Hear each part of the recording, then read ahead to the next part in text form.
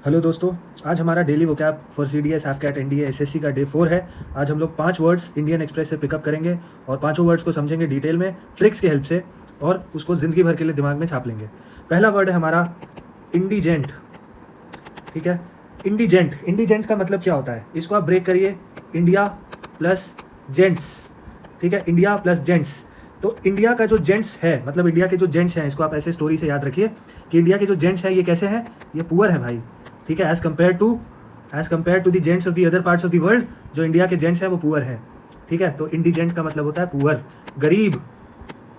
ठीक है, गरीब लोगों को हम इंडिजेंट पीपल बोलते हैं, इंडिजेंट लोग। तो इसको याद रखने का सिंपल तरीका है इंडिया प्लस जेंट्स। इंडिया के जेंट्स कैसे हैं, पुअर हैं, तो इंडिजेंट का मतलब होता है पुअर। ठीक है, वीडियो के नीचे कमेंट करिएगा कंटिन्यू, बिकॉज आपका सपोर्ट नहीं मिल रहा है और सपोर्ट नहीं मिलेगा तो पता नहीं हमें सीरीज़ को कितने लंबे समय तक कंटिन्यू कर पाएंगे। तो प्लीज़ लाइक करिए, सब्सक्राइब करिए और कमेंट करिए कंटिन्यू, तब हम इसको डेली बेसिस पे कंटिन्यू कर पाएंगे। एट द सेम टाइम जो बाकी सेशंस हुए हैं उसका PDF मैं अपने टेलीग्राम चैनल पे डाल देता हूँ, तो टेलीग्राम चैनल डेफिनेटली ज्वाइन कर लीजिए और वहाँ से बहुत सारे मैंने मटेरियल्स डाले, उनका आप फ़ायदा उठा सकते हो। नेक्स्ट वर्ड है हमारा प्रीपोस्टरस। तो प्रीपोस्टरस जो वर्ड होता है, इसका क्या मतलब होता है, तो इसको वापस से ब्रेक करिए, प्री प्लस पोस्टर। ठीक है, और इसको एक कहानी से याद रखिए कि कोई भी चीज़ अगर होने से पहले ही आप पोस्टर लगा दो, जैसे आपका CDS एग्ज़ाम क्लियर हुआ ही नहीं है और आप अपने हैंडल पे, इंस्टाग्राम हैंडल पे ल्यूटिनेंट लगाने लग गए अपने नाम के आगे। ठीक है, या फिर आप CDS का फॉर्म भरा आपने और आप जो है गाँव में आपने सब में हल्ला कर दिया कि लेफ्टिनेंट बनने वाला हूँ मैं। ठीक है, तो आपके दोस्त आपको लेफ्टिनेंट साहब बुलाते हैं, तो ये क्या हो गया कि ये काम होने से पहले ही आपने पोस्टर लगा दिया, प्री पोस्टर। ठीक है, काम हुआ नहीं और आपने इंस्टाग्राम पे अपना पोस्टर लगा दिया कि भाई मैं लेफ्टिनेंट बनने वाला हूँ। तो ये जो हरकत है, काम होने से पहले ही पोस्टर लगा देने वाला, इसको हम क्या बोलेंगे, इसको हम फुलिश बोलेंगे, है ना, या एब्सर्ड बोलेंगे। एब्सर्ड मतलब अजीब हरकत है। ठीक है, कोई भी साउंड सही दिमाग का आदमी ये हरकत नहीं करेगा, तो इसको हम एब्सर्ड बोलेंगे। तो प्री पोस्टरस का मतलब होता है एब्सर्ड या फुलिश।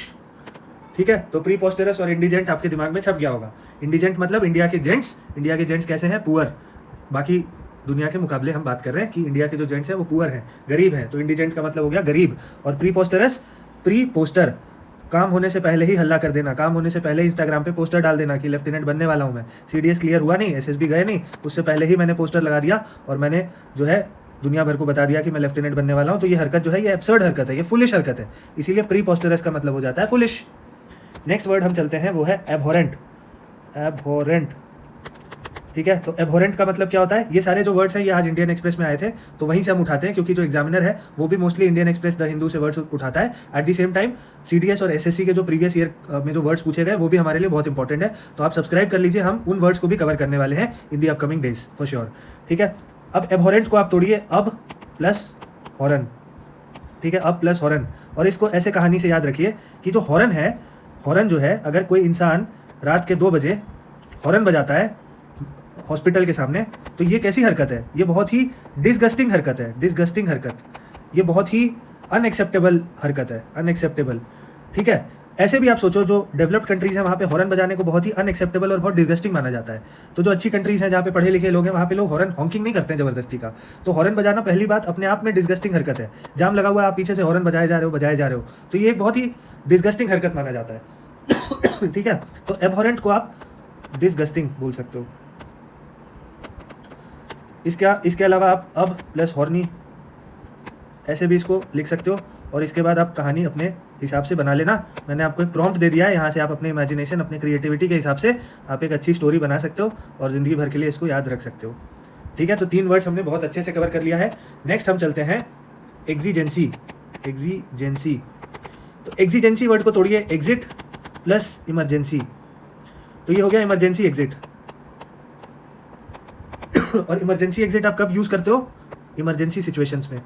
जब आग लग जाता है तो ये क्या सिचुएशन हुआ, ये एक इमरजेंसी सिचुएशन हुआ, इमरजेंसी सिचुएशन।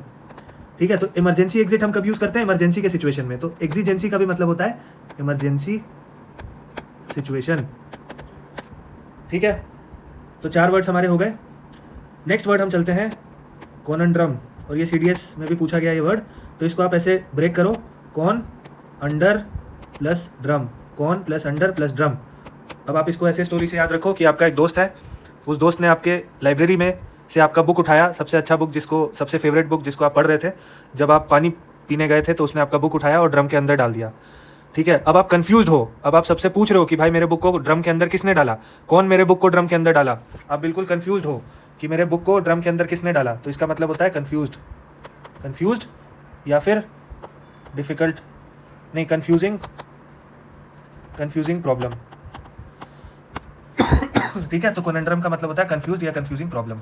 तो उम्मीद करता हूँ कि ये 5 वर्ड्स आपको बहुत अच्छे से याद हो गए होंगे। तो हमने पिछले ऑलरेडी 3 दिन हमने कवर किया है almost 7 to 8 words every day, और आज हमने 5 वर्ड्स कवर किए हैं। और अगर आपका सपोर्ट मिला तो हम डेली 7 से 8 वर्ड्स कवर करते रहेंगे अंटिल दी एग्जाम, और 100 डेज के अंदर हम एटलीस्ट 700 वर्ड्स कवर कर चुके होंगे, which is good enough for you to score 8 out of 10 on any of the vocabulary sections on any of the exams. ठीक है, तो आप सपोर्ट करते रहिए, हम वर्ड्स लाते रहेंगे। सपोर्ट करने के लिए आपको कुछ भी नहीं करना है, आपको लाइक दबाना है और आपको कमेंट करना है। कुछ भी कमेंट करो, बट कमेंट करो, क्योंकि तभी रीच बढ़ेगा वीडियो का।